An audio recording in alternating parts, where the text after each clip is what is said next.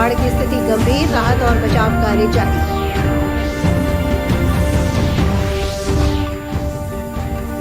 जदयू संसदीय बोर्ड के राष्ट्रीय अध्यक्ष उपेंद्र कुशवाहा ने कहा, पूरे देश में एक साथ जातीय जनगणना होनी चाहिए।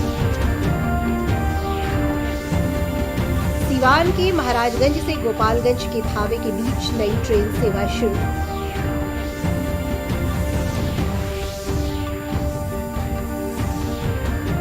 और आजादी के 75 साल पूरे होने के मौके पर प्रदेश भर में हो रहा है अमृत महोत्सव का आयोजन।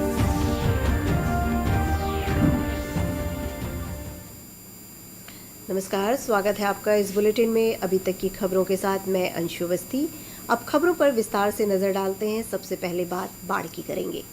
प्रदेश में बाढ़ की स्थिति गंभीर बनी हुई है। दरभंगा, मधुबनी, गोपालगंज, पूर्वी और पश्चिमी चंपारण सहित 26 से अधिक जिलों में 40 लाख से अधिक लोग बाढ़ की चपेट में है। गंगा, गंडक, सोन, पुनपुन और कोसी सहित कई नदियां कई जगहों पर खतरे के निशान से ऊपर बह रही हैं। वैशाली जिले में गंडक नदी में उफान के कारण वैशाली स्थित बौद्ध सर्किट के अशोक स्तंभ बौद्ध मंदिर में बाढ़ का पानी प्रवेश करने से वैशाली के ऐतिहासिक धरोहरों को क्षति पहुंच रही है। इस कारण पूरा पर्यटन क्षेत्र जलमग्न है। जल जमाव के कारण 320 करोड़ की लागत से निर्माणाधीन बुद्ध सम्यक दर्शन संग्रहालय का भी काम ठप हो गया है।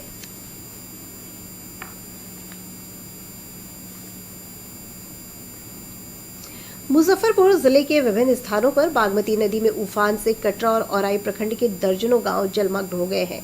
कटरा मुख्यालय प्रखंड का संपर्क 1 दर्जन से अधिक पंचायतों से कट गया है। कटरा स्थित बकुची पावर सब स्टेशन में बाढ़ का पानी प्रवेश करने से बिजली आपूर्ति ठप हो गई है।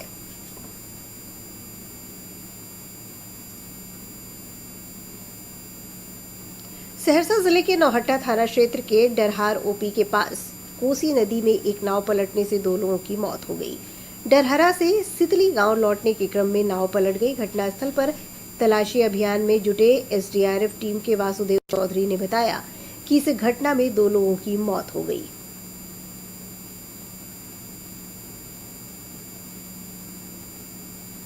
पश्चिम चंपारण के वाल्मीकि नगर गंडक बराज से 2,18,000 क्यूसेक पानी गंडक नदी में छोड़े जाने के बाद जिले के दर्जनों गांवों में बाढ़ का पानी फैल गया।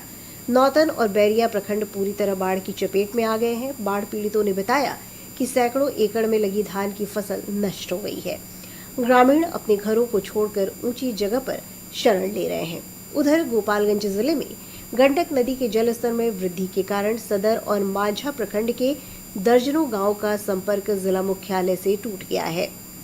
माझा प्रखंड के गौसिया, निमुइया, मेहदिया और भैसई गांव चारों तरफ से बाढ़ के पानी से घिर गया है। सुपौल में लगातार हो रही बारिश और कोसी नदी के बढ़ते जलस्तर से निचले इलाकों में बाढ़ का पानी आ गया है। वीरपुर अनुमंडल के भगवानपुर, भीमनगर, रतनपुरा पंचायत में खेत में लगी फसल पूरी तरह बर्बाद हो गई है। वहीं स्थानीय लोगों का कहना है कि अगर इसी तरह जलस्तर बढ़ता रहा तो कई और इलाकों में बाढ़ आ जाएगी।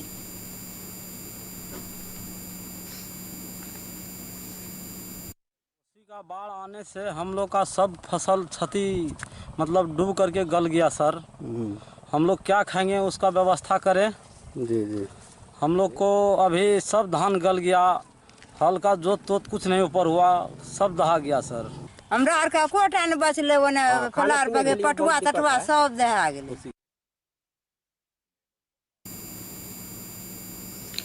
जदयू संसदीय बोर्ड के राष्ट्रीय अध्यक्ष उपेंद्र कुशवाहा ने पटना में कहा कि जातीय जनगणना को लेकर दूसरे दलों में मतभेद है, लेकिन इस मामले पर उनकी पार्टी की राय स्पष्ट है। उन्होंने कहा कि पूरे देश में एक साथ जाति की जनगणना होनी चाहिए।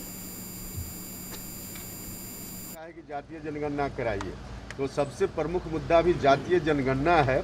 इस मुद्दा पर बहुत ही जल्दी स्टैंड क्लियर होना चाहिए और जातीय जनगणना हो, इस बात की कोशिश में सब लोगों को लगना चाहिए।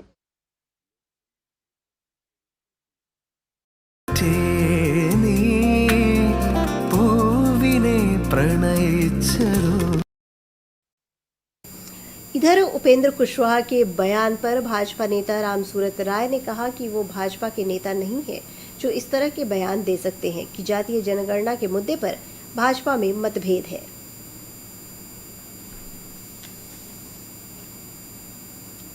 सीवान की सांसद कविता सिंह ने महाराजगंज से थावे जाने वाली एक नई ट्रेन को हरी झंडी दिखाकर रवाना किया।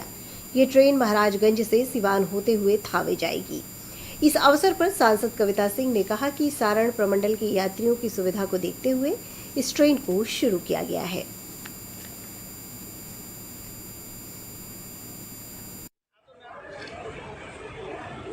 छपरा कचहरी थावे एक्सप्रेस का शुभारंभ हुआ है। तो ट्रेन संख्या 05163 है और इससे छपरा से थावे जाने वाले लोगों को बीच में जो भी स्टेशन आते हैं, हमारे ज़िले के पचरुखी हो गया, दरौंदा हो गया, आपकी छपरा कचहरी हो गया, सिवान जंक्शन, अमरोड़ी, सरसर, इन जगहों पर ट्रेनें रुकेंगी और यहाँ के लोकल यात्रियों को ढेर सारी सुविधा जो ज़्यादा भाड़ा लोकल गाड़ियों में लगाने में उनको मिलते हैं, इस ट्रेन के शुभारंभ से उन्हें बहुत लाभ मिलेगा। बांका में प्रधानमंत्री सुरक्षा बीमा योजना और प्रधानमंत्री जीवन ज्योति योजना से कई परिवारों को फायदा हुआ है। इस योजना के तहत 330 रुपए के वार्षिक प्रीमियम पर 2 लाख रुपए का मुआवजा दिया जाता है। इस संबंध में लाभुक हमीदा खातून का कहना है कि उनके पति की मौत हो गई थी। ऐसे में इस योजना से उन्हें बहुत ही आर्थिक मदद मिली है। बस इतना बीमार हो गया, बस चाय नहीं बेचता था, हम बेचने लगे। जब बेचने लगे पूरा स्थिति मेरा खराब था, तो मेरा शौहर के सेवा करने लगे। जब मेरा शौहर के डायबिटीज हो गया, ये हो गया, आँख में रोशनी नहीं है, ठौना टूट गया, ब्लड प्रेशर हो गया सर, तो कैसे क्या करते हैं। तो बीमा कुछ पैसा मिला है सर, मेरा मैनेजर किया है। अब ठीक है, पहले से आराम है सर। एक मेरे बैंक के ग्राहक थे मोहम्मद नजबुल जी, उन्होंने ये जीवन ज्योति करा रखे थे हमारे शाखा से, और उनका देहांत कुछ दिन पहले हो गया। नेचुरल या एक्सीडेंटल किसी भी तरह से अगर निधन हो जाता है, देहांत हो जाता है, तो भारत सरकार की तरफ से पूरे 2 लाख रुपया मिलता है। इस बुलेटिन का सीधा प्रसारण आप हमारा YouTube channel DD news Bihar पर देख सकते हैं। इसके अलावा ट्विटर और फेसबुक पेज पर भी ताज़ा तरीन समाचार और सूचनाएं उपलब्ध हैं। हमारे YouTube चैनल तक पहुंचने के लिए अपने मोबाइल से स्क्रीन पर दिखाए जा रहे QR कोड को स्कैन करें और DD बिहार से प्रसारित होने वाले समाचार देखें। गया में भारतीय खाद्य निगम कार्यालय मंडल में आज़ादी के अमृत महोत्सव का आयोजन किया गया, जहां स्वतंत्रता सेनानियों को याद किया गया। इस मौके पर मंडल कार्यालय गया के प्रबंधक शिवशंकर दयाल पांडे ने कहा कि अमृत महोत्सव के तहत सितंबर माह में कई तरह के सांस्कृतिक कार्यक्रमों का आयोजन किया जाएगा। उनके घर में जा कर के उनको सम्मान करेंगे, सम्मान देंगे, उनको मोमेंटो कुछ गिफ्ट करेंगे एवं पोषण माह के अंतर्गत हम लोग पौष्टिक भोजन, गुणवत्तापूर्ण भोजन के बारे में जनता को जागरूक करेंगे। अंडर प्रिविलेज्ड चिल्ड्रेन और वुमेन को हम लोग न्यूट्रिशनल किट्स प्रोवाइड करेंगे। हम आज़ादी का अमृत उत्सव मना रहे हैं, ऐसे में उन शहीदों को याद भी कर रहे हैं जिन्होंने आज़ादी की रक्षा के लिए अपना सर्वोच्च बलिदान किया। बिहार के ऐसे ही स्वतंत्रता संग्राम सेनानी हैं वीर कुंवर सिंह। हमारे संवाददाता सलमान हैदर ने आरा जिले के जगदीशपुर से ये रिपोर्ट भेजी है।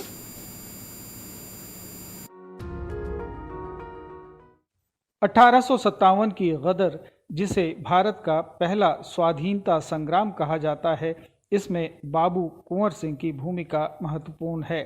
बंगाल के बैरकपुर और मेरठ कैंट से उठी क्रांति की चिंगारी ने जल्द ही पूरे भारत को अपनी लपेट में ले लिया था।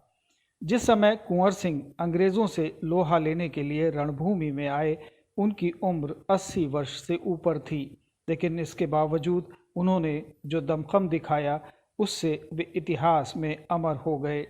मेरठ कैंट की तरह ही दानापुर कैंट की ब्रिटिश सैनिक छावनी में भी बगावत हुई।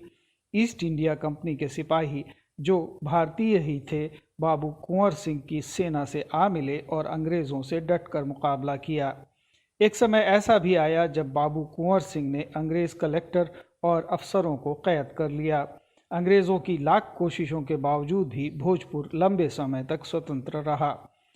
वीर कुंवर सिंह के किले के परिसर में ही अब उनके नाम पर एक संग्रहालय स्थापित है।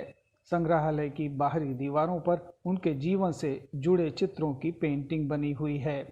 ऐसे ही एक चित्र में नाव पर सवार कुंवर सिंह को गंगा पार करते समय जब अंग्रेजों की गोली लगी तो उन्होंने अपना हाथ कोहनी से काटकर गंगा को समर्पित कर दिया। बाबू कुंवर सिंह एक अभियान से लौटने के बाद 26 अप्रैल 1858 को इसी किले में वीर गति को प्राप्त हुए। बाबू